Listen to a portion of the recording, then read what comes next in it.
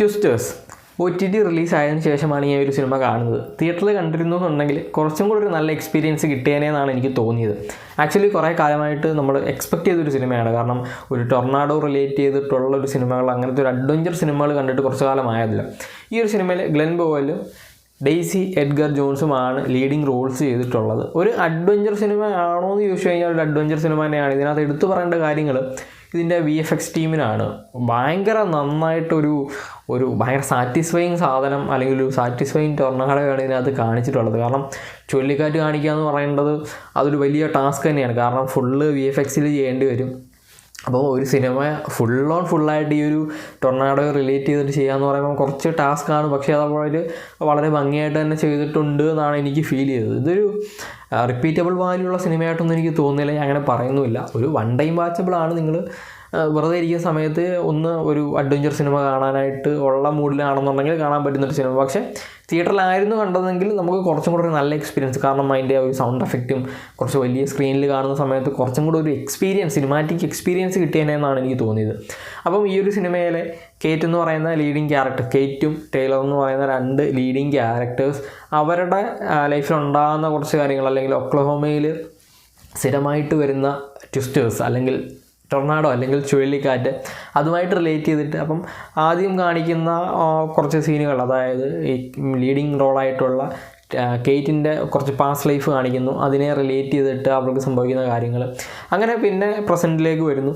എന്നിട്ടാണ് സിനിമ പോകുന്നതും ഈ ഒരു ട്വിസ്റ്റേഴ്സ്, അല്ലെങ്കിൽ ഈ ചുഴലിക്കാറ്റിനെ എങ്ങനെ കൺട്രോൾ ചെയ്യാം, അല്ലെങ്കിൽ അതിനെ എങ്ങനെ ഡിസോൾവ് ചെയ്യാം, അല്ലെങ്കിൽ ടാമ്പർ ചെയ്യാം, എങ്ങനെ കൺട്രോൾ ചെയ്യാം എന്നുള്ളത് റിസർച്ച് ചെയ്യുന്ന, അങ്ങനെ റിസർച്ച് ചെയ്തിട്ട് ആ ഒരു ചുഴലിക്കാറ്റിൻ്റെ പുറകെ ട്രേസ് ചെയ്ത് പോകുന്ന ഒരാളായിരുന്നു നമ്മളുടെ കേറ്റ് എന്ന് പറയുന്ന ക്യാരക്ടർ. പക്ഷേ പുള്ളിക്കാരി പിന്നെ അത് മാറി ഇപ്പോൾ ഒരു ഫ്രണ്ട് വഴി വീണ്ടും ഇതിനെ ട്രാക്ക് ചെയ്യാനായിട്ട് പോകുന്നു. അവിടെ വെച്ചിട്ടാണ് നമ്മുടെ നായകനെ കാണുന്നത്. നായകനൊരു യൂട്യൂബറാണ്.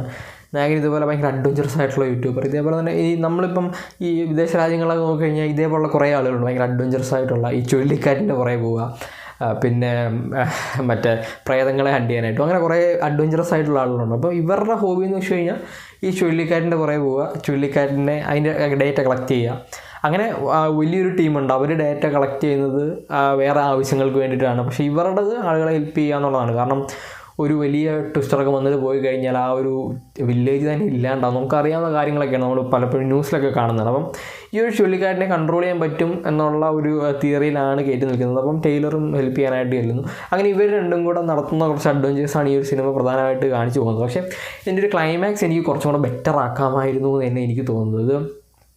സത്യം പറഞ്ഞാൽ ഇത് കേറ്റിൻ്റെ പെർസ്പെക്റ്റീവിലാണ് കഥ പറഞ്ഞു പോകുന്നത്. കാരണം ഇതിൻ്റെ ക്ലൈമാക്സ് കാണുമ്പോൾ നിങ്ങൾക്കത് മനസ്സിലാവും. പക്ക കേറ്റിൻ്റെ പെർസ്പെക്റ്റീവിൽ പോകുന്നു. ഗ്ലെൻ ബോവലിനെയൊക്കെ സൈഡിൽ ഒതുക്കി വെച്ചേക്കുന്ന പോലെ ഒരു ഫീല് എനിക്ക് അവസാനമായപ്പോൾ തോന്നി.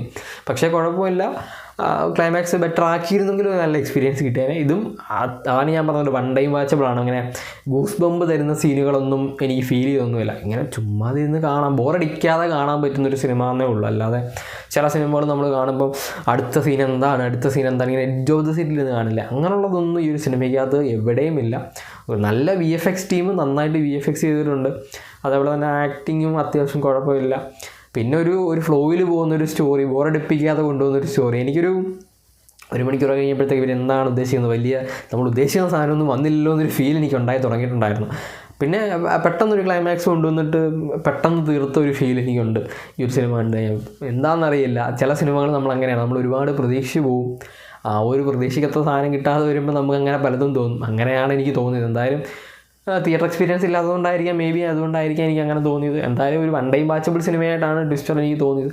എന്തായാലും നിങ്ങളൊന്ന് കണ്ടു നോക്കുക. നിങ്ങൾ കണ്ടിട്ട്, അല്ലെങ്കിൽ നിങ്ങൾ കണ്ടിട്ടുണ്ടെന്നുണ്ടെങ്കിൽ നിങ്ങളുടെ ഒരു അഭിപ്രായം എന്താണെന്ന് നിങ്ങൾ ജസ്റ്റ് കമൻറ്റ് ചെയ്യുക. പിന്നെ വീഡിയോ ഇഷ്ടപ്പെട്ടാൽ ലൈക്ക് ചെയ്യുക, ഷെയർ ചെയ്യുക, സബ്സ്ക്രൈബ് ചെയ്യുക. നമുക്ക് നെക്സ്റ്റ് വീഡിയോയിൽ കാണാം. അതുവരെ ബൈ.